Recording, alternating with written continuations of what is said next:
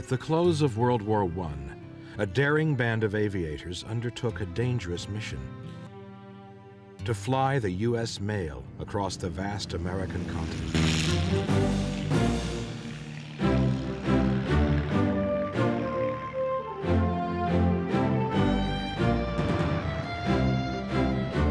With no maps, no radios, and only primitive instruments, they risked their lives to unite a nation by air.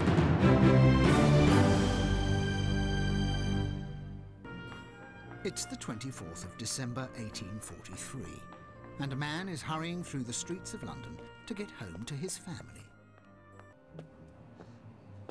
He's hurried home to his rather comfortable house not far from London's Regent's Park.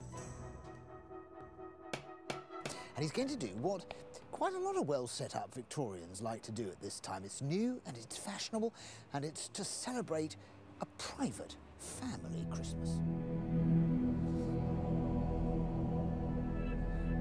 Here, Lenin's revolution industrialized a backward country within a single generation.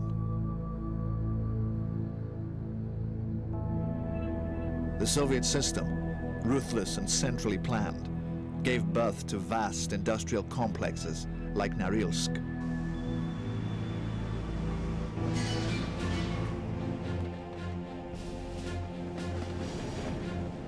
Millions rode the slow train to the prison camps.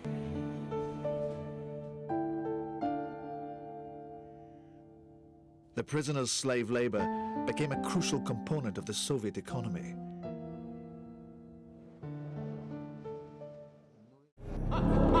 Her friends worried about her. One wrote, "The Duchess goes to bed at 3 and lies in bed till 4.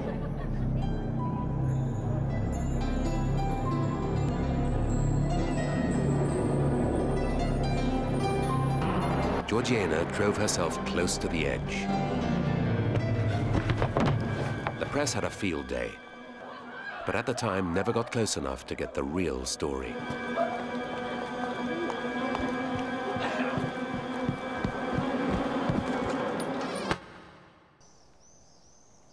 The year is 1492.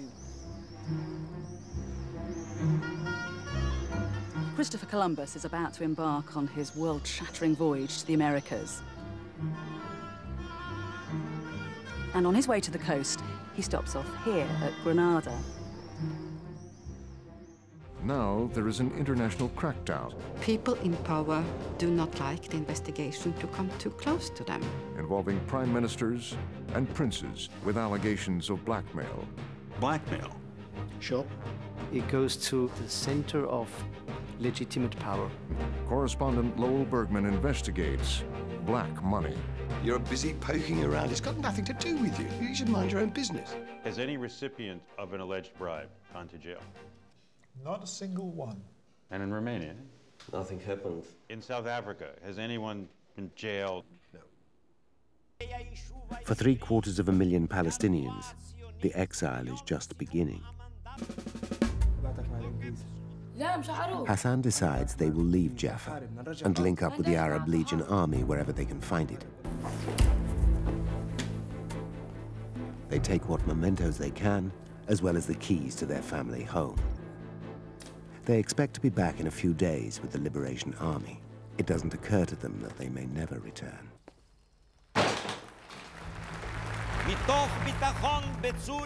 The climax of the declaration is Israel's commitment to peace with its Arab neighbors.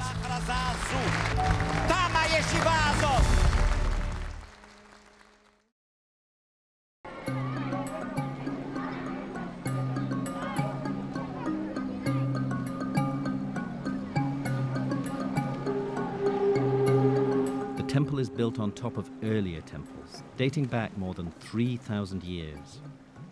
It commemorates a mythical city said to have been established by Krishna before the flood and destroyed. On the same day that Krishna departed from the earth, the ocean submerged Dwarka.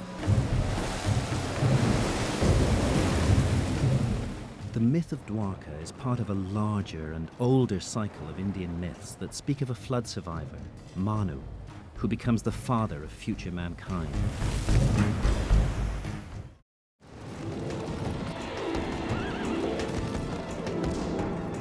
but a scene that would have incensed Egypt's old establishment.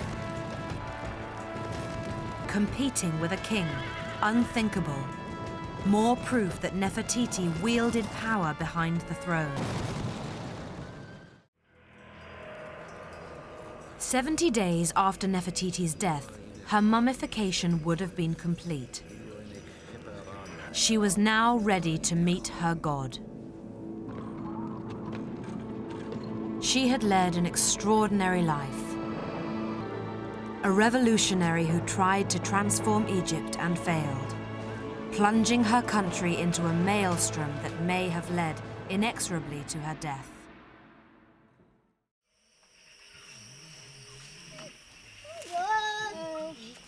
Building toward the sky has long been the Korowai's way of protecting themselves and strengthening their identity.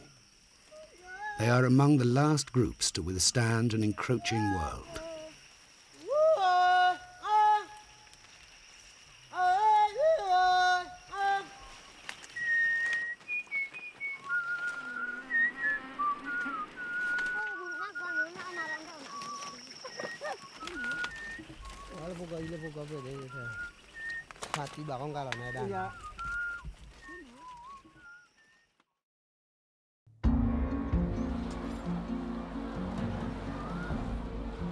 Rome, on the Ides, the 15th of March, 44 BC. Senators await Julius Caesar, dictator of Rome. The nation's shrewdest and greatest general arrives at the Senate unguarded, having dismissed all warnings.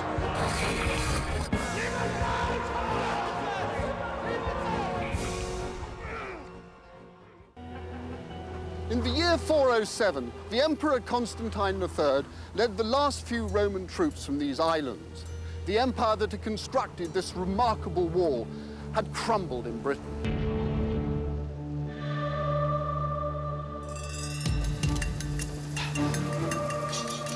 Now, history books tell us that when the Romans pulled out, they took with them all vestiges of civilization and effectively turned out the lights.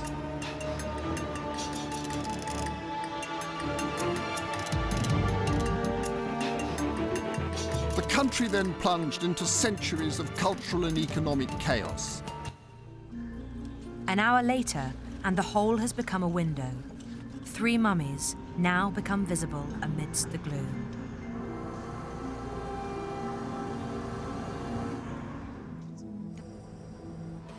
All 3 mummies have been unwrapped. The embalmers did an excellent job on this lady. Really superb.